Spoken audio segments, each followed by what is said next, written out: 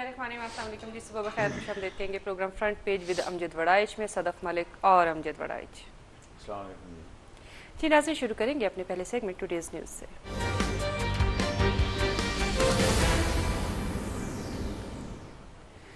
जी वड़ाई साहब, शुमाली वज़ीरिस्तान अमरीकी ड्रोन हमला, तालिबान रहनमा वली रहमान हलाक, पाकिस्तान का एहतजाज। इलेक्शन के बाद पहला ड्रोन हमला, तालिबान के नायब अमीर महसूद समेत 8 जाँ बहक।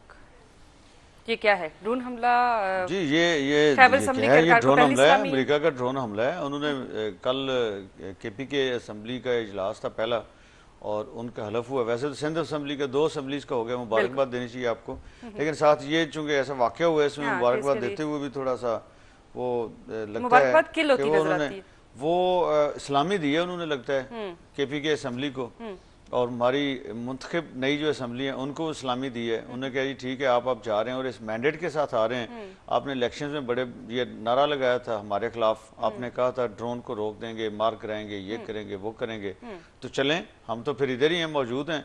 ओबामा साहब ने थोड़ी सी उम्मीद दिलाई थी, उन्होंने कहा कि नहीं आप रेस्ट्रिक्ट कर देंगे, कुछ लिमिट कर देंगे, सिविलियन कंट्रोल ड्रोन अटैक्स के ऊपर वो कर देंगे। कैरी साहब ने कहा नहीं, एक साल हम सोचते हैं ड्रोन अटैक करने से पहले।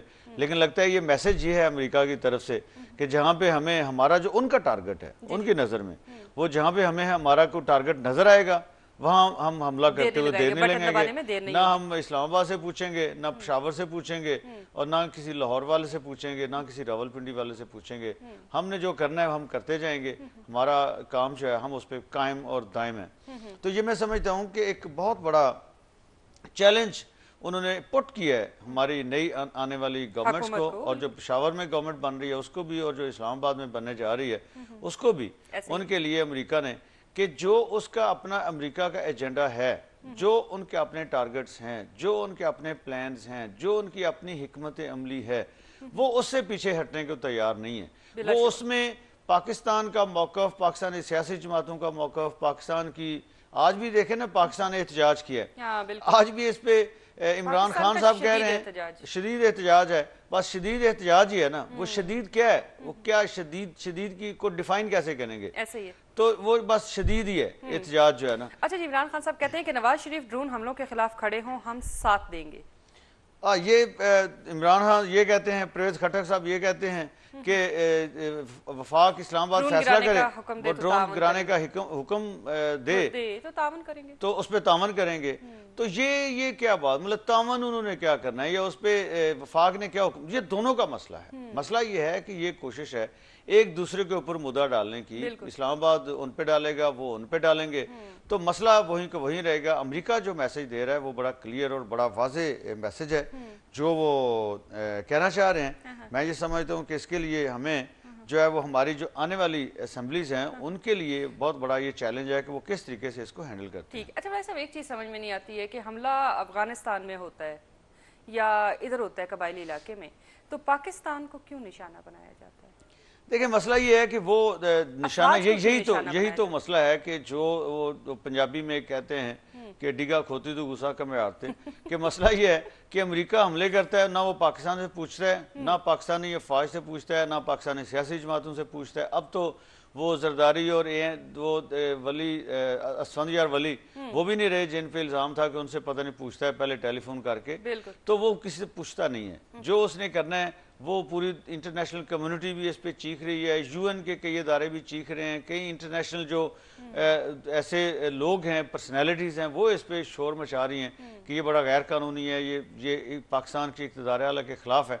लेकिन ये है कि वो वायरल करते जा रहे हैं। तो इसके लिए जो रिएक्शन होता है वो तालिबान या जिन पे अटैक होता है वो आगे नज़दीक उधर तो पहुंच नहीं सकते, और यहाँ पे जो है वो गरीब पाकिस्तानी वो कहते हैं जी आप अमेरिका के इत्तेहादी हैं। और भाई आम मस्जिद में नमाज पढ़ने वाला या किसी मार्केट में कोई ताजर या खरीदारी करने वाला یا ایک عام غریب سپاہی جو وہ امریکہ کا اتحادی کیسے ہو گیا؟ آپ نے فرض کر لیا اور اپنی وہ وہاں پہ تسلی پوری کر لیتے ہیں کہ ہم نے ادھر سے ہم پہ حملہ ہوا، ہم نے ادھر سے بدلہ لے لیا. تو بدلہ جو ہے وہ پاکستانی عوام سے لیا جا رہا ہے. امریکہ بھی جو ہے وہ اگر اقتدار اعلیٰ کی خلاف ورزی کرتا ہے، پاکستان کی خود مختاری کی خلاف ورزی کرتا ہے، وہ اس کے اوپر ایک بہت بڑا کوسچن مارک وہ ریز کر دیتا ہے جب ڈرون اٹیک کرتا ہے. وہ بھی پاکستان اور پاکستانی عوام کے لیے اتنا ہی نقصان دہ ہے جتنا نقصان دہ وہ ہے جو یہاں پہ امریکہ کے کسی حملے کے بدلے میں اس کا نام لے کے بم ادھر چلا دیتے ہیں، یا ادھر کو خود کش حملہ ہو جاتا ہے، ادھر کوئی جو ہے وہ کسی کو مار دیا جاتا ہے. تو یہ بدلہ جو ہے پاکستانی عوام سے لیا جاتا ہے. دونوں طرف سے جو سفر کر رہے ہیں وہ پاکستانی عوام ہے، پاکستانی ریاست ہے، پاکستان ملک ہے. ہمیں معاشی طور پہ آپ دیکھیں کتنا نقصان ہو، ہر طرح سے ایک لمبا ہمیں نقصان ہوا ہے. لیکن اس میں کیا منت ترلے کے علاوہ کوئی آپشن ہے؟ کوئی آپشن نہیں ہے. ابھی یہ نئی گورنمنٹ آئی ہے، بڑے بڑے بلند بانگ دعوے کر کے آئی ہے، جیسا کہ میں نے پہلے کہا ہے کہ انہیں چیلنج پٹ کر دیا ہے کہ آپ اچھا جی آئیں، یہ اسلامی ہماری طرف سے آپ قبول فرمائیں، مبارکباد کی اسلامی کہ آپ اقتدار میں آ رہے ہیں. باقی جو آپ نے نعرے شعرے لگائے تھے دیکھیں ہم تو وہ اپنی ہٹ پہ قائم ہیں، ہم تو وہ کام کر رہے ہیں، روک سکتے ہیں تو روک لیں. وہ اب پشاور والے کہیں گے اسلام آباد والوں کو وہ روکیں، اسلام آباد والے پشاور والوں کو کہیں گے وہ روکیں. یہ بلیم گیم اس کے اوپر چلتی رہے گی اور عوام جو ہیں وہ دونوں طرف منہ دیکھتے رہ جائیں گے کہ اچھا جی انہوں نے تو یہ پہلے یہ کہا تھا ہم یہ کر دیں گے، انہوں نے یہ کہا تھا یہ کر دیں گے. وہ پارلیمنٹ کی قراردادیں جن پہ عمل درآمد ہونا ہے وہ بھی درمیان میں کہیں پہ اٹک جائیں گی. تو وہ جو ہے وہ سوائے اس کے محنت ترلے کے اور کچھ بھی نہیں ہے. دیکھیں یہ ایک ہوتا ہے نا وہ between devil and deep sea, Pakistan کی اسٹیٹ ریاست جو ہے اس کے درمیان میں اٹک کے رہ گئی اس معاملے کے اوپر. ایک طرف ابھی بھی نئی گورنمنٹ ظاہر بڑا گڈی میاں نواز شریف اور امریکہ وہ کھیل رہے ہیں اور آپس میں بڑے اچھے میسیجز آ رہے ہیں جی، بڑے اچھے تعلقات دس اینڈ دیٹ. لیکن یہ جو ایشو ہے اس کے اوپر امریکہ نے پہلے دن بھی کہہ دیا کہ ہم کوئی کمٹمنٹ کوئی واضح اس کے اوپر ہمارا نہیں ہے ایسا کہ ہم کو وڈرا کرنے جا رہے ہیں یا وڈرا کریں گے. ہم جو ہے وہ پھر اس کے بعد فالو اپ میں اوباما صاحب کی سپیچ ہے یہ کیری صاحب کی، جس میں انہوں نے یہ کہا کہ ہم نے اس کو ریسٹرکٹ کر دیا ہے، یہ کر دیا ہے، وہ کر دیا ہے، بڑا سوچ سمجھ کے کرتے ہیں، بڑی یہ ضرورت ہے فلاں ہے. لیکن انہوں نے یہ نہیں کہا کہ ہم روکیں گے، اور یہ انہوں نے اس کا ثبوت بھی دے دیا آپ کو کہ وہ روکیں گے نہیں اس کو. تو اگر امریکہ پاکستان یا نئے جو وزیر اعظم ہیں آنے والے وہ اس پہ امریکہ کو آنکھیں دکھاتے ہیں تو امریکہ سے تعلقات خراب ہوتے ہیں، وہ پاکستان افورڈ نہیں کر سکتا. اگر اس کو آنکھیں نہیں دکھاتے تو طالبان ناراض ہوتے ہیں، وہ سمجھتے آپ ان کے اتحادی ہیں. تو دونوں طرف سے آپ جس طرف سے دوسری طرف اگر آنکھیں نہیں دکھاتے تو دوسری جو سائیڈ ہے وہ سمجھتی ہے یہ اس کا اتحادی ہے. تو یہ نواز شریف کے اوپر بھی الزامات لگیں گے جیسے زرداری کے اوپر لگتے رہے، جیسے جنرل مشرف کے اوپر لگتے رہے. تو یہ الزامات میاں نواز شریف کے اوپر بھی لگیں گے اور بڑا مشکل ہوگا انہیں اس صورتحال سے نکلنا. جینوئن بات تو یہی ہے، لیکن جو الیکشنز میں لوگوں کو وعدے وعید کیے ہیں دونوں سیاسی جماعتوں نے جو پاور میں ہیں، جنہوں نے مل بیٹھ کے کانسٹیٹیوشن میں بھی وہ اسلام آباد اور پشاور ہی ہے نا دونوں، پروونشل گورنمنٹ اور فیڈرل گورنمنٹ، تو کانسٹیٹیوشن میں اس کے مطابق جو بھی پروویژنز ہیں یہ مل بیٹھ کے فیصلہ کر سکتے ہیں ہم نے کیا کرنا ہے، کس طریقے سے اس مسئلے کو ہینڈل کرنا ہے. تو بہرحال یہ ہے کہ اس کا راستہ بھی انہوں نے نکالنا ہے. عوام یہ بلیم گیم، میں جو بات ان کو بھی کہہ رہا تھا وہی میں بات اب عوام کو بھی اپنے ویورز کو بھی یہی بات کہوں گا. میرا تو یہی خیال ہے کہ بلیم گیم سے کام نہیں چلے گا. عوام اس کا سولوشن چاہتے ہیں، کوئی حل چاہتے ہیں اس کا. بالکل ایسے ہی ہے. اچھا جی، نواز شریف کا وزیر اعظم ہاؤس میں نہ ٹھہرنے کا فیصلہ، عوام کو بجٹ میں نئی سبسڈی نہیں ملے گی، حکومتی اخراجات میں 50% کمی، وزیر اعظم کا قافلہ 7 گاڑیوں پر مشتمل. دیکھیں یہ ساری جو باتیں ہیں وہ ہم نے ماضی میں بھی سنی ہیں، اور 85 میں جب جنرل ضیاء کا دور تھا اور پہلی غیر جماعتی اسمبلی بنی تھی تو تب سے ہم یہ باتیں سن رہے ہیں. اور تب یہ ہوا تھا کہ وزیر اعظم جنیجو صاحب وزیر اعظم بنے، انہوں نے آتے ہی یہ اعلان کیا کہ انہوں نے کہا کہ یہ جو فلاں 1300 سی سی کی گاڑی، یہ بھی بڑی گاڑی ہوتی تھی اس زمانے میں 1300 سی، اب تو وہ بھی چھوٹی گاڑی میں سمجھی جاتی ہے، اس سے بڑی گاڑیاں آ گئی ہیں. تو انہوں نے کہا یہ گاڑیاں افسروں سے لے کے اور جرنیلوں سے بھی ان کو انہوں نے چھوٹی گاڑی 800 سی سی 1000 سی سی گاڑیوں پہ بٹھا دیا. اور ہوا کیا کہ وہ گورنمنٹ کے پاس گاڑیاں تو تھیں پہلے، وہ کدھر جاتی؟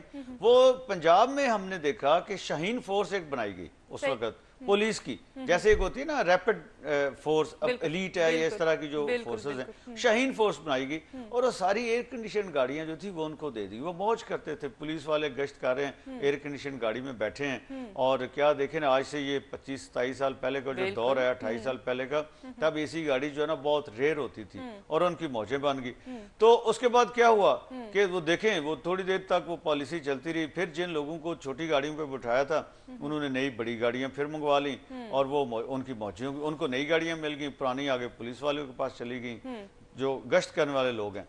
تو یہ جو بات میں آگے ساری ریپیٹ نہیں کرنا چاہتا, میں صرف یہ بتانا چاہتا ہوں کہ یہ باتیں ہم نے بڑی دفعہ سنی ہیں, بار بار سنی ہیں, اور یہ باتیں ابھی کوئی پالیسی سٹیٹمنٹ ایسا نہیں, ذرائع کوئی ایجنسی کی طرف سے ہے, کوئی یہ ہے جی کہ ہمارے ذرائع کے مطابق یہ خبریں ہیں, خبریں ساری سملر ہیں. اس کا مطلب ہے کہ جاری کی گئی ہیں لیکن آفیشلی اس کو کوئی پریس سٹیٹمنٹ کا نام نہیں دیا گیا یا اس طریقے سے نہیں کیا گیا.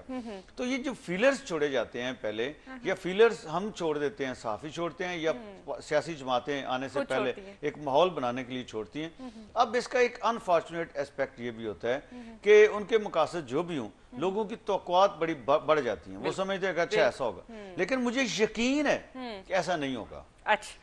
دیکھیں نا, میں یقین سے کہہ رہا ہوں کہ ہم نے بڑی دفعہ ماضی میں دیکھا ہے, اس میں بہت سی اور چیزیں بھی. ہاں یہ ضرور ہوگا. بات کرتے ہیں لیکن بریک کے بعد. جی ناظرین, وقت ہو رہا ہے ایک شارٹ بریک کا, ہمارے ساتھ رہیے گا.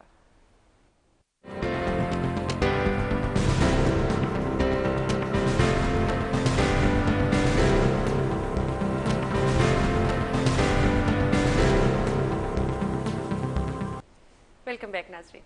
جی ناظرین, پروگرام میں ٹائم ہو رہا ہے اس وقت segment cartoon of the day کا.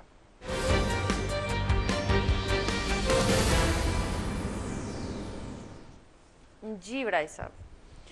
جی ہمارے کارٹون ہیں جی. بجلی تو لوگوں کو میسر ہے نہیں, ابھی بھی نہیں ہے, اور اس کے اوپر کارٹون ظاہر سب سے زیادہ بنے گے, سب سے زیادہ بن رہے ہوتے ہیں. اور چونکہ اگلی گورنمنٹ ایک آنے والی ہے, میاں نواز شریف صاحب آنے والے ہیں, انہیں بیانات اس پہ دینے شروع کر دیے ہیں کہ کیا ان کی انرجی پالیسی ہوگی. لوگوں کو تسلی دلاسا بھی انہوں نے دینا شروع کر دیا ہے, اور یہ تسلی دلاسا یہ نہیں انہوں نے دینا شروع کیا کہ ہم بجلی کا مسئلہ حل کر دیں گے. تسلی دلاسا انہوں نے یہ دینا شروع کر دیا ہے کہ بھئی یہ مسئلہ جو ہے نا ذرا صبر کرنا, آپ امپیشنٹ نہ ہونا. تو وہ جو ہے نا لوگوں کو اس کے اوپر کارٹونز بنائے جا رہے ہیں دونوں سچویشنز کے اوپر. ایک طرف بجلی, ایک طرف میاں نواز شریف کی یہ جو سٹیٹمنٹس ہیں لوگوں کو یہ جو کہہ رہے ہیں. تو اس کے اوپر پہلا کارٹون جو ہے وہ میاں نواز شریف بیٹھے ہیں, تشریف رکھتے ہیں, دھوتی بنیان انہوں نے پہنی ہوئی ہے اور پنکھا, وہ اس سے اپنے آپ کو وہ ٹھنڈا کرنے کی کوشش کر رہے ہیں, پسینے سے شرابور نظر آ رہے ہیں. اور اوپر جو کیپشن وہ ان کی سٹیٹمنٹ ہی دی ہے کہ no quick fix to energy crisis. یہ پہلا کارٹون ہے.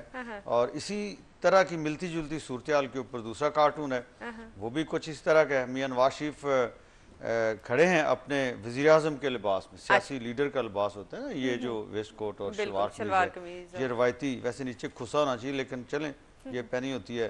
تو بہرحال وہ اس میں کھڑے ہیں, ان کے ہاتھ میں جادو کی چھڑی وہ نظر آ رہی, پیچھے وہ سٹار نظر آ رہا ہے نا ایک, وہ بیسیکلی جادو کی چھڑی کا ہے. وہ انہوں نے پیچھے اپنے پشت پہ کی ہوئی ہے. اور پاکستان جو ہے نا وہ پاکستانی شہری, وہ ہمارے سارے کارٹون اس کو لنگوٹ میں نظر آتا ہے, وہ بیچارے برے حالات دکھانے کے لیے. تو بہرحال یہ ہے کہ وہ میاں نواز شریف صاحب جو ہیں وہ فرما رہے ہیں کہ I have magic wand but not for power crisis. تو بہرحال وہ مطلب یہ ہے کہ جادو کی چھڑی تو ہے میرے پاس, لیکن اس کو یہ جو انرجی کرائسس ہے اس کو حل کرنے کے لیے استعمال میں نہیں کروں گا. کچھ ایک خبر بھی ہے کہ کراچی سے خیبر تک یکساں لوڈ شیڈنگ کا فیصلہ توانائی بحران جلد حل کرنے کے لیے جان لڑا دیں گے. لیکن اس میں میاں نواز شریف صاحب نے یہ بھی کہا ہے, یہ جو ذرائع کے مطابق خبریں کل چلتی رہی ہیں, ان کا خطاب میٹنگ جو وہاں پہ مشاورتی اجلاس رائیونڈ میں ہوا ہے, اس میں انہوں نے یہ بھی کہا ہے کہ سب سے پہلے تو جو بغیر شیڈول کے ہوتی ہے لوڈ شیڈنگ, غیر اعلانیہ لوڈ شیڈنگ, وہ نہیں ہم کریں گے. تو بہرحال یہ ہے کہ اس کا مطلب یہ ہے کہ اعلانیہ لوڈ شیڈنگ اگر ہو تو وہ بھی 12 گھنٹے یا 16 گھنٹے یا 10 گھنٹے یا 20 گھنٹے ہو, تو لوڈ شیڈنگ تو لوڈ شیڈنگ ہے. رئیس ثانی صاحب مجھے یاد آ رہے ہیں کہ وہ اعلانیہ ہو یا غیر اعلانیہ ہو. چلیں اعلانیہ کا یہ ہے کہ لوگ تھوڑا سا پہلے تیاری کر لیتے ہیں, موٹر چلا کے اپنا وہ ٹینکی میں پانی بھی بھر لیتے ہیں, کپڑے استری کرنے ہیں وہ بھی کر لیتے ہیں, کوئی اور انہیں اس طرح کا کام کرنا ہے بجلی کا جلدی جلدی بھاگم دوڑ میں کر لیتے ہیں. غیر اعلانیہ میں ان کو یہ پتہ نہیں ہوتا, وہ پلان نہیں کر سکتے اس کو. تھوڑا سا. پھر یہ ہے کہ غیر اعلانیہ میں یو پی ایس جو ہیں وہ بھی کام کرنا چھوڑ دیتے ہیں, 4 گھنٹے 5 گھنٹے 3 گھنٹے بجلی گئی ہوئی ہے تو لوگوں کے یو پی ایس, اب لوگوں نے پہلے سٹیج میں فیز میں انہوں نے یو پی ایس لگوائے. اب لوگ جو ہیں اگلی سٹیج یہ ہے کہ یو پی ایس کو جو آلٹرنیٹ انرجی ایک طرح سے لوگوں نے سورس کریٹ کر لیا ہے وہ اس کو اپ گریڈ کر رہے ہیں. اب اس کے 1 بیٹری ہے 2 بیٹریز لگا رہے ہیں. پہلے یو پی ایس جو ہے وہ کوئی 700 واٹ کا تھا, 1000 واٹ کا کر رہے ہیں, 1000 کا تھا 2000 واٹ کا کر رہے ہیں. پہلے اگر ایک تھا گھر میں اب 2 لگا رہے ہیں, ایک نیچے والے فلور پہ لگا لیں گے, ایک اوپر والے فلور پہ لگا لیں گے. اب کچھ لوگ جو ہیں وہ صرف اے سی چلانے کے لیے نہیں, پنکھے چلانے کے لیے ایسے جنریٹرز آ گئے ہیں جن پہ اے سی نہیں چلتا لیکن پنکھے چلتے ہیں, وہ جنریٹرز لے ہیں. اب جنریٹرز جو ہیں وہ لوگ چلاتے ہیں جب تو وہ یا ڈیزل اور پیٹرول پہ چلتے ہیں, اس پہ ایک اور کام شروع ہو گیا ہے. گجرات میں حادثہ ہوا ہے, اس کے بعد پولیس کو ایک اور موقع مل گیا ہے. وارڈنز جو ہیں وہ کوئی بیچارہ اپنی باٹل میں لے کے جا رہا ہے پیٹرول یا ڈیزل یا کسی کین میں لے کے جا رہا ہے, وہ انہوں نے جنریٹر چلانا ہے, راستے میں وہ پکڑ لیتے ہیں کہ یہ آپ کو بوتل بم دھماکہ کرنے جا رہے ہیں, یہ بڑا ایک جو ہے نا انڈینجر کر رہے ہیں سب کو. تو وہ ایک اور ایشو ہے کہ اس کے اوپر جو قانون نافذ کرنے والے ادارے جو ہیں وہ حرکت میں آ چکے ہیں, اور وہ لوگوں کو اب جو گھر میں جنریٹر چلانے کے لیے پیٹرول ڈیزل لے کے جاتے تھے اب اس کو راستے میں انہوں نے روکنا شروع کر دیا ہے کہ کیونکہ گجرات میں یہ واقعہ ہوا. اب ایک اور ہے کہ جو جنریٹرز ہیں وہ گیس پہ چلتے ہیں, زیادہ تر اس طرح کے آگے ہیں. لوگ گیس پہ جب جاتے ہیں تو بیچ میں آ جاتی ہے سوئی نارتھرن اور سوئی سدرن, وہ آ جاتے, وہ کہتے ہیں یہ تو غیر قانونی ہے, آپ کو جو ڈومیسٹک یوز کے لیے دی گئی تھی گیس یہ جنریٹر چلانے کے لیے نہیں دی گئی تھی, تو آپ یہ کیوں کر رہے ہیں. تو اس پہ اس پہ کورٹ کا فیصلہ بھی ہے, وہ کہتی ہے چلائیں جتنا مرضی آپ چلاتے ہیں, آپ کو کوئی نہیں روک سکتا, لیکن پھر بھی ادارے ہوتے ہیں. تو وہ جو ہے اب یہ معاملہ اس طریقے سے لوگ بچارے جو الٹرنیٹ کوئی نہ کوئی حل نکال لیتے تھے اس میں بھی آگے وہ مسئلہ گمبھیر ہوتا جا رہا ہے, کمپلیکیٹ ہوتا جا رہا ہے, اور ادارے جو ہیں ہمارے سرکاری وہ ان کو کہیں چین سے بیٹھنے نہیں دیتے, کوئی نہ کوئی اس میں ان کو بھی مسئلہ پیدا کرنے کی کوشش کرتے رہتے ہیں. تو بہرحال یہ ہے کہ اگر یہ غیر اعلانیہ لوڈ شیڈنگ ختم ہو جاتی ہے تو تھوڑا سا لوگوں کو اس کا پلان کر سکیں گے کہ جن آرز میں بجلی نہیں ہونی باپڈا کی اس وقت انہوں نے کیا کرنا ہے. تو بہرحال اس میں ایک اور کارٹون بھی ہے, مجھے اگر اجازت دیں تو وہ بھی میں دکھا دوں. میاں نواز شریف صاحب نے جیسا کہ یوم تکبیر پہ فرمایا ہے, انہوں نے کہا جی 5 سال میں پہلے ہم نے ایٹمی دھماکہ کیا تھا, اب معاشی دھماکہ کریں گے. تو اکنامک ایکسپلوژن جو ہے وہ ویسے ایک تو انہوں نے بیلون بنایا ہوا ہے. بیلون کا مطلب یہ ہوا وہ تو پھٹ گیا, ٹھیک ہے, زیادہ ہوا بھر جائے گی تو پھٹ جائے گا, لیکن جو اس میں ہوا بھری جانی ہے وہ بھی فائنانس کی ہے نا, سرکولر ڈیٹ اور سارا یہ معاملہ ہے. تو وہ جیسا کہ کل بھی ہم نے دکھائے تھے اس طرح کی چیزیں کہ وہ ساتھ ہی میاں نواز شریف صاحب خود ہی کہے جا رہے ہیں اور سارے جو ہے نا کہ خزانہ خالی ہے. ویسے اچھا نون لیگ اسحاق ڈار صاحب 1 مہینے کے لیے بنے تھے فائنانس منسٹر زرداری صاحب کی گورنمنٹ میں, اور انہوں نے پہلا بجٹ 2008 کا انہوں نے دیا تھا, اور اس میں انہوں نے واویلا مچا دیا تھا کہ خزانہ خالی ہو گیا, فلاں یہ ہو گیا, اور اس کا امپیکٹ آگے جو بھگتنا پڑا, ایسا کرائسس آیا, ایسی بیٹھ گئی اکانومی کہ اس کے بعد جو ہے نا وہ سب دنیا کے اداروں نے بھی کہا کہ ہم کوئی قرضہ شرضہ نہیں دیتے, یہ تو پہلے بیٹھے ہوئے ہیں. تو بہرحال یہ ہے کہ یہ جو ان کا اکنامک ایکسپلوژن ہے اس میں جو ہوا انہوں نے بھرنی ہے اس کو ایکسپلوڈ کرنے کے لیے, وہ ہوا فائنانس کی ہونی ہے. تو وہاں پہ بھی وہ خود جب کہہ رہے ہیں خزانہ خالی ہے, تو لگتا ہے یہ جو پمپ مار رہے ہیں اس میں کارٹون میں آپ کو نظر آ رہا ہے کہ وہ پمپ جو ہے وہ لگتا ہے خالی ہوا کا ہی ہوگا, اس میں کچھ جو ہے نا کرنسی نہیں ہوگی. صحیح. اچھا جی بڑائی صاحب چلتے ہیں اب مزید کچھ خبروں کی طرف. ثانیہ گجرات ایک اور بچی چل بسی, سپریم کورٹ نے از خود نوٹس لے لیا, 4 جون کو رپورٹ طلب. ہاں جی, اس میں ایک بات کہنا چاہتا ہوں کہ سپریم کورٹ آف پاکستان ویسے تو ظاہر ہے بڑی لوگ خوش ہوتے ہیں کہ وہ کوئی سو موٹو لے لیں کسی معاملے کا, بلکہ نہیں لیتے تو مطالبہ شروع کر دیتے ہیں کہ سو موٹو لے جی. لوگ سمجھتے پتہ نہیں اب سپریم کورٹ نے 100 موٹو لے لیا تو پتہ نہیں کیا ہو جائے گا, پھر مسئلہ ایسے اوور نائٹ جو ہے حل ہو جائے گا. لیکن آج تک میں نے نہیں دیکھا کوئی مسئلہ, جتنے بھی وہ کہتے رہے کہ فلاں حل ہم نے کر دیا, حل کوئی نہیں ہوا. کراچی بد امنی کیس آج بھی اتنی ٹارگٹ کلنگ ہو رہی ہے.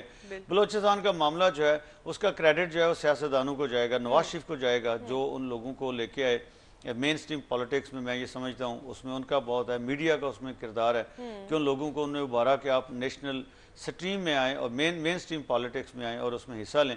تو اس سے معاملہ تھوڑا سا بہتر ہو رہا ہے. اس میں خیر بخش مری صاحب کے بیٹے بھی جو وہ بھی اب ایم پی اے بنے ہیں, جن کے ہمیشہ سے جو مریض ہیں یہ خیر بخش مری صاحب, مینگل صاحب کے بیٹے اس میں آئے, یہ وہ لوگ ہیں جو جن کے بارے میں کہا جاتا ہے کہ وہ پتہ نہیں یہ معاملات سارے جو ہیں ان کے پیچھے ان کا ہاتھ ہے، نیشنلسٹ چونکہ وہ کرتے ہیں نا، پالیٹکس کرتے ہیں. اب بگٹی صاحب کا پوتا جو ہے اس کا ابھی کچھ معاملہ پتہ چلے گا کہ وہ کیا کرتا ہے، اب آتے ہیں اس میں نہیں آتے ہیں. بہرحال یہ ہے کہ اس میں پہلے ہم بتا بھی رہے تھے کہ آج بلوچستان کا چیف منسٹر جو ہے وہ ابھی بظاہر نہیں ہے کہ وہ کون سا بنے گا. میاں نواز شریف نے رائے ونڈ میں اجلاس بلایا ان لوگوں کا، اور جہاں پہ بلوچستان کی ساری ان کی پارلیمانی پارٹی آئے گی، آج ہو سکتا ہے اس کا فیصلہ ہو جائے. لیکن اگر نہ ہوا تو بلوچستان کے لوگوں کو وزیر اعلیٰ کے لیے تھوڑا سا انتظار کرنا پڑے گا دوسرے صوبوں اور مرکز کی نسبت. وہاں پہ ان کو لیڈر آف دا ہاؤس ہو سکتا ہے کچھ دیر سے ملے اگر آج فیصلہ نہیں ہوتا میاں نواز شریف کے گھر میں. تو بہرحال یہ جو سپریم کورٹ آف پاکستان کا معاملہ ہے، میں یہ سمجھتا ہوں کہ اس میں ایک ریلیف مل جاتا ہے ایگزیکٹو کو بھی. اب جو پریکٹس ہو رہی ہے اس کی میں بات کر رہا ہوں کہ جب کوئی اس طرح کا واقعہ ہوتا ہے، کورٹس ہیں وہ سو موٹو لے لیتی ہیں اور سب جو لوگ ہیں ان کو نوٹسز جاری کر دیے جاتے ہیں، وہ وہاں پہ پیش ہو جاتے ہیں. ایگزیکٹو جو ہے اپنی اس کے گلے سے یہ معاملہ اتر جاتا ہے اور وہ عدلیہ کے گلے میں پڑ جاتا ہے. اس کے بعد یہ آرام سے بیٹھ جاتے ہیں. حال ان کے پاس پہلے ہی کوئی نہیں ہوتا، لیکن لوگوں کو ایک آنسریبل ہوتے ہیں نا، کچھ شرمندگی ہوتی ہے، تھوڑا سا میڈیا کا پریشر ہوتا ہے. یہ ایک بڑی ان کو سیف کہہ لیں ایگزٹ مل جاتا ہے، بڑی ایک اسکیپ مل جاتی ہے کہ دیکھیں جی معاملہ تو عدالت میں ہے اور عدالت اب اس کا جو حکم کرے گی ہم تو اس کی تابع داری کریں گے، جو عدالت فیصلہ کرے گی ہم اس کو مانیں گے، اس کو فوراً اس پہ عمل درآمد کر دیں گے. اور اس طریقے سے وہ جو معاملہ ایک طرح سے ہش اپ ہو جاتا ہے، بجائے اس کے کہ وہ سولوشن کی طرف جائے وہ الٹا تو اس کو وہ دبنے کی طرف آ جاتا ہے، لوگوں کی توجہ ڈائیورٹ ہو جاتی ہے. تو بہرحال یہ بھی ایسا معاملہ ہے. اس پہ جو باتیں ہم نے پہلے دن کی تھی کہ جو روڈ سیفٹی میئرز ہیں، قوانین پہلے سے موجود ہیں، ان کو امپلیمنٹ کیا جائے اور جو لوگ اس کے ذمہ دار ہیں اس کو امپلیمنٹ نہیں کر رہے ان کو سزا دی جانی چاہیے. اس کا ایک ہی حل ہے اور وہ سارے اگر ان ایس او پیز کو امپلیمنٹ کرتے ہیں تو پھر معاملہ جو ہے وہ ٹھیک ہے. اس میں والدین بھی اپنی ذمہ داری ادا کریں، اس میں اسکول والے بھی ذمہ داری ادا کریں، اس میں جو ٹرانسپورٹ والے ہیں وہ بھی اپنی ذمہ داری ادا کریں، اور اس میں معاشرہ بھی ان چیزوں کے اوپر چیک رکھے، جس میں میڈیا بھی اس کا حصہ ہے سوسائٹی کا، وہ چیک رکھیں جہاں پہ وائلیشن ہوتی ہے. تو یہ معاملہ اتنا بالکل آسان نہیں ہے کہ آپ ان کو کورٹ روم میں بلائیں اور ان سے وہاں پہ کمٹمنٹس لیں یا ان کی تھوڑی سی ان کی جھاڑ چپاڑ کر دیں، ان کو کچھ جھڑکیاں دے دیں یا ان کو کوئی چھوٹی موٹی سزا. اس سے معاملہ حل نہیں ہوگا. قوانین موجود ہیں، ان پہ عمل درآمد جو نہیں کرتے ان کو سزا ملنی چاہیے. اور یہ کنٹینیوس پروسیس ہوتا ہے گورننس کا. گڈ گورننس میں یہ ہے کہ ان قوانین پہ عمل درآمد کیا جائے. تو بہرحال اس کو عدلیہ اگر سمجھتی ہے یہ بہتر اس طریقے سے مسئلہ حل کر سکتی ہے تو وہ ظاہر عدلیہ ہے، ہم تو اس سے ڈرتے ہی ہیں نا. لیکن یہ ہے کہ تھوڑا سا ان کو اس چیز کی کیئر کرنی چاہیے کہ ایگزیکٹو کو ریلیف نہیں ملنا چاہیے ان کے کسی سو موٹو کے نتیجے میں. الٹا ایگزیکٹو کی گردن پہ ذرا ہاتھ زیادہ سخت پڑنا چاہیے اور معاملہ جو ہے وہ حل کی طرف جانا چاہیے بجائے ہش اپ ہونے. بالکل ایسا ہی ہے. اچھا جی، ایم کیو ایم نے مرکز اور سندھ میں اپوزیشن بینچوں پر بیٹھنے کا اعلان کر دیا. گورنر کا فیصلہ وفاق کرے گا رابطہ کمیٹی. میں سمجھتا ہوں یہ بڑا تاریخی فیصلہ ہے ایم کیو ایم کو. میں تو ان کو اپریشیٹ کروں گا اور یہ 88 کے بعد پہلی دفعہ ہو رہا ہے کہ ایم کیو ایم جو ہے وہ یہ فیصلہ انہوں نے باقاعدہ کیا ہے. لیکن یہ ہے کہ اس فیصلے کے پیچھے ایک یہ بھی ہے کہ مرکز میں تو معاملہ ظاہر ہے، اب مرکز میں مسلم لیگ نون ہے، صوبے میں پاکستان پیپلز پارٹی ہے، اور اس کی یہ بھی ہو سکتا ہے کہ بارگیننگ کے لیے تھوڑا سا ڈیلے اس کو کیا جائے. اب چونکہ پیپلز پارٹی کی گورنمنٹ جو ہے وہ بھی ان کے بغیر بن رہی ہے، میاں نواز شریف کی گورنمنٹ بھی ان کے بغیر بن رہی ہے، تو بارگیننگ میں اب تھوڑی سی اسٹریٹجی چینج کرنی پڑے گی. لیکن میں یہ سمجھتا ہوں کہ دوسرے اگر ادروائز بھی ایم کیو ایم اپوزیشن میں بیٹھتی ہے تو یہ شاید کچھ زیادہ اچھی بات ہوگی ایم کیو ایم کے لیے بھی اور صوبے کے لیے بھی اور مرکز کے لیے بھی. ایم کیو ایم جو ہے اس کے اوپر ایک ہیوج اس کا جو امیج بنا ہوا ہے، جو ہم نے اس دن بات کی جب الطاف حسین صاحب کی ریفارمز کی ہم بات کر رہے تھے کہ وہ لگتا ہے کہ بہت کانشیس ہیں اس بارے میں اور بہت انہوں نے ریئلائز کیا ہے لیڈرشپ نے الطاف حسین صاحب سمیت کہ ایم کیو ایم کا جو امیج ہے وہ ایک سیاسی جماعت والے کی بجائے اس کے امیج میں زیادہ جو ڈومینیٹ چیز کرتی ہے وہ یہ ہے کہ وہ ایک جو ہے وہ ٹارگٹ کلنگ، مافیا، بتہ، اس طرح کی چیزیں ان کے جو ہے نا بہت زیادہ الزامات ہیں ان کے کھاتے میں. تو یہ ایک اچھا موقع ہوگا ان کے پاس کہ ان الزامات کو وہ دھوئیں اور اپوزیشن میں بیٹھ کے عوام کے حقوق کی بات کریں اور عوام کی ترجمانی کریں. کوئی تو اپوزیشن کہیں پہ ہونی چاہیے, ایسی وائبل افیکٹو اسٹرانگ اپوزیشن جو اس معاملے کے اوپر عوام کی بات بھی کرے. تو اس لحاظ سے میں یہ سمجھتا ہوں کہ ایک اچھا ان کے لیے ہے, یہ ایک ان کو چیلنج وہاں پہ درپیش ہے تحریک طالبان کی طرف سے. جو ٹارگٹ کلنگ جو ہے وہ ہو رہی ہے, وہ ادھر سے بھی ہو رہی ہے اور ایم کیو ایم اس پہ بڑا شعبے میں چاہتی ہے, ہمارے کارکن جو ہیں وہ مارے جا رہے ہیں. تو بہرحال یہ ہے کہ یہ سارے معاملات ہینڈل کرنے کے لیے تھوڑا سا ان کو ذرا پیشنٹ ہو کے دوبارہ ری تھنک کر کے چیزوں کو ری آرگنائز کر کے ان کو اپنی جماعت کو ایک نیشنل لک دینے کے لیے کچھ اور بہت سے میئرز لینے پڑیں گے اور اس کا امیج بہتر کرنے کے لیے بھی, تاکہ یہ ہے کہ فیوچر کی پالیٹکس میں بھی وہ ایک ایفیکٹو رول پلے کرتے رہیں, جو ان کے لیے بڑا ضروری ہے. رائے صاحب اس وقت ایک کالر پنڈی سے ہمارے ساتھ لائن پر موجود ہیں. جی السلام علیکم. جی وعلیکم السلام. جی میں راجہ بول رہا ہوں راول پنڈی سے. جناب رائے صاحب, میں سر یہ کہنا چاہتا ہوں کہ یہ پنڈی میں آج 9 دن سے سی این جی اسٹیشن بند ہیں سارے کے سارے, ٹھیک ہے جی. اور کراچی میں اگر کچھ 12 گھنٹے 24 گھنٹے کے لیے بند ہو تو آگ لگ جاتی ہے. ٹھیک ہے. اچھا, کیا جس طرح ایم کیو ایم نے بجلی کے لیے اور سی این جی کے لیے شور کرا کے گورنر نے اجلاس بلایا, سب کے سامنے جو کچھ ایک دم ہوا, جو کچھ بھی ہوا اچھی بات ہے. میں یہ کہنا چاہتا ہوں کیا اس طرح ٹارگٹ کلنگ کے لیے نہیں کر سکتی ایم کیو ایم اور پیپلز پارٹی؟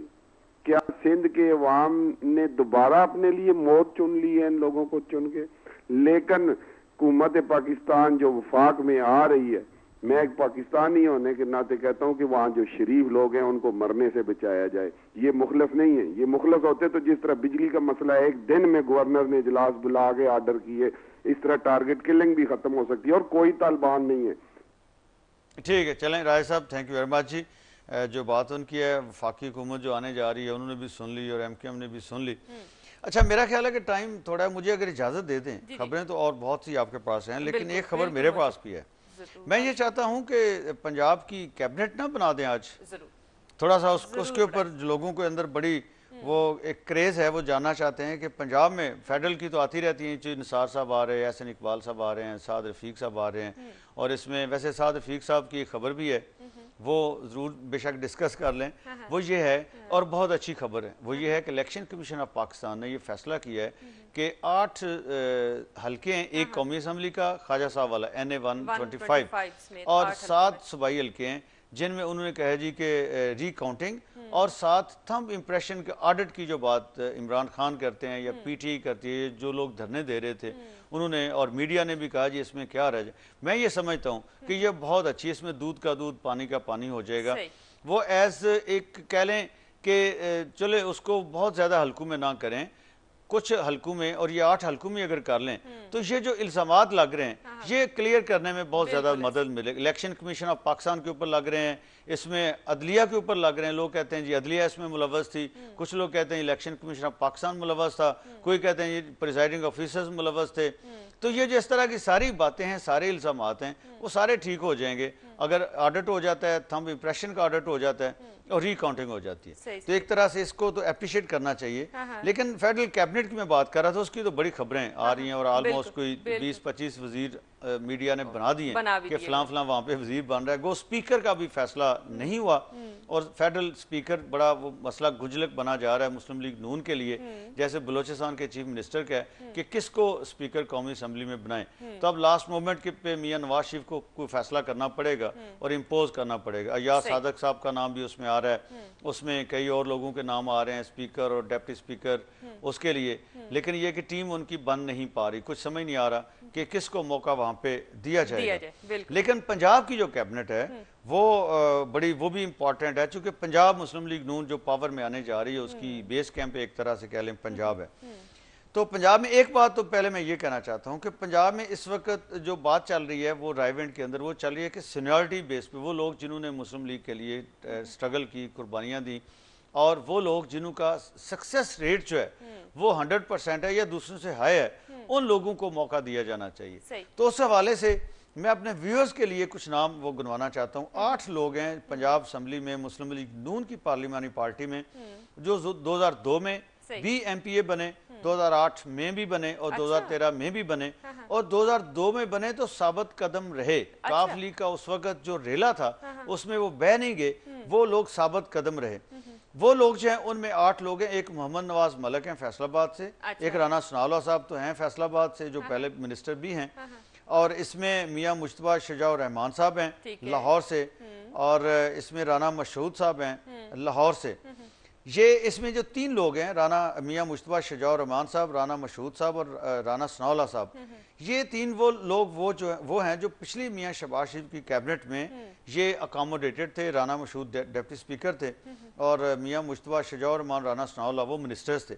لیکن باقی جو 4 لوگ ہیں, محمد نواز ملک فیصل آباد سے, مار اعجاز احمد اچلانہ یہ لیا سے ہیں, میاں یاور زمان اوکاڑا سے ہیں, اور اقبال چنڈ یہ بھی منسٹر تھے, یہ اکاموڈیٹڈ تھے. تو یہ جو 3 ہیں خاص طور پہ محمد نواز ملک, مار اعجاز احمد اچلانہ اور میاں یاور زمان, یہ کہیں پہ ان لیڈرشپ کی ان پہ پہلے نظر نہیں پڑی.